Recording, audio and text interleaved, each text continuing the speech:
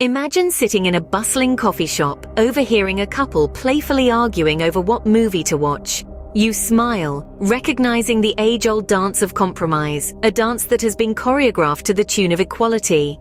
The idea that all compromises should be equally met, 50-50, like a pie split perfectly down the middle. But is this the key to harmony?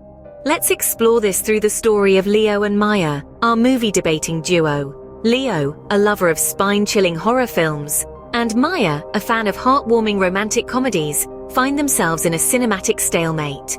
Each holding on to their preferences, they attempt to navigate the tricky waters of compromise. Now, imagine a scale, perfectly balanced on both sides. This is the visual representation of the 50-50ths compromise concept.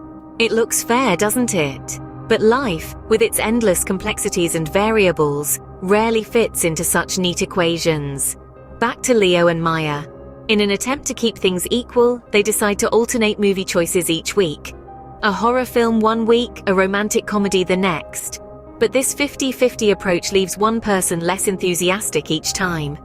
The satisfaction seems one-sided, and the so-called compromise feels less like a shared enjoyment and more like a trade-off. Their story reminds us that while the idea of a 50-50 compromise might seem fair, it often fails to consider the nuances of individual desires and the dynamics of relationships. It's not just about giving and taking equally, but about understanding and valuing each other's happiness.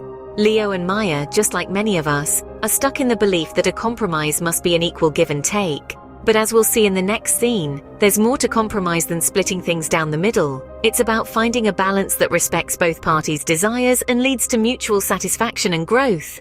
Stay tuned as we delve into the reality of compromises and how they can strengthen, not strain, relationships. Now, let's look at Leo and Maya's attempts to make this 50-50ths compromise work. Imagine two halves of a whole, each taking turns to shine, but never truly coexisting. This is what Leo and Maya's movie nights had turned into. One week, they'd sit through a horror flick, Leo engrossed, Maya peering through her fingers. The next, they'd enjoy a rom-com with Maya laughing heartily while Leo simply endured. This was their attempt at a 50-50 compromise. An equal division of preferences, a tit-for-tat agreement that, on the surface, seemed fair and balanced. But in reality, this approach was far from harmonious. Because compromise isn't simply about taking turns to get your way. It's not about tallying points or ensuring a strict rotation of choices. It's about understanding that sometimes the most satisfying solution doesn't always lie precisely in the middle.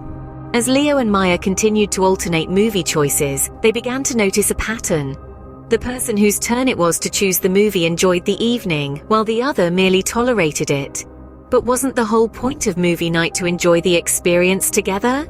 Their 50-50 compromise had unintentionally created a divide, a rift that grew with each unsatisfactory movie night. This was the harsh reality of their 50-50 compromise. It was a system that, despite its intention of fairness, was leaving them both feeling somewhat shortchanged. It was a system that prioritized equality over shared enjoyment, individual satisfaction over mutual contentment.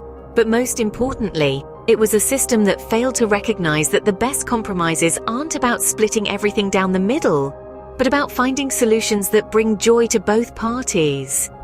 As you can see, this 50-50 approach leaves one person less enthusiastic every time. It's a stark reminder that when it comes to compromises, especially in relationships, balance doesn't always equate to happiness. Sometimes the scales need to tip a little in one direction or the other to find that sweet spot of mutual contentment. But what if there's another way to look at compromises? Let's return to Leo and Maya. After recognizing the flaw in their 50-50 approach, they decide to shake things up a bit. Instead of sticking to their corners, they choose to step into the unknown together. They begin to explore genres of cinema neither of them had considered before. This might seem like a small step, but in reality, it's a giant leap in their understanding of compromise. One evening, they stumble upon a mystery thriller. It's a genre that balances the suspense Leo craves with the character-driven narratives Maya loves. As they dive into this new world of cinema, they find themselves equally engrossed, sharing theories about plot twists and gasping in unison at unexpected turns. This shared experience, this joy of discovering something new together, strengthens their bond. It's a stark contrast to their previous movie nights where one person would merely tolerate the movie choice of the other. Now their evenings are filled with genuine excitement and anticipation, a testament to the fact that not all compromises have to feel like sacrifices. This shift in approach reveals a new dimension of compromise to Leo and Maya.